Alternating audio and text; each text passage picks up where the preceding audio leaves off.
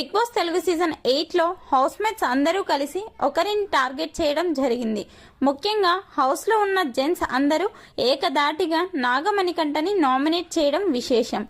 ఆదిత్య ఓం, అభయ్, అఫ్రిది, శేఖర్ భాష మణికంఠను నామినేట్ చేశారు. అలాగే ప్రేరణ, బేబక్క కూడా మణికంఠను నామినేట్ చేయడం జరిగింది. మొత్తంగా చూస్తే తొలి వారం జరిగే నామినేషన్స్ లో వన్ సైడ్ గా ఎక్కువ మంది మణికంఠను నామినేట్ చేయడం జరిగింది. అయితే దాదాపుగా అందరూ చెప్పిన రీజన్ ఏమిటి అంటే మణికంఠ ఎవరితోనూ కలవడానికి ఇష్టపడటం లేదు, తన మాట తీరు అంతగా బాగోలేదు, తన లోకంలో తాను ఉంటున్నాడు. ప్రతి ఒక్కరికి ఒక స్ట్రాటజీ ఉండటం కరెక్ట్, కానీ హౌస్లో ఉన్నప్పుడు అందరితో కలిసిమెలిసి ఉండాలి. ప్రతి చిన్నదాన్ని వేలు ఎత్తి చూపిస్తున్నాడు.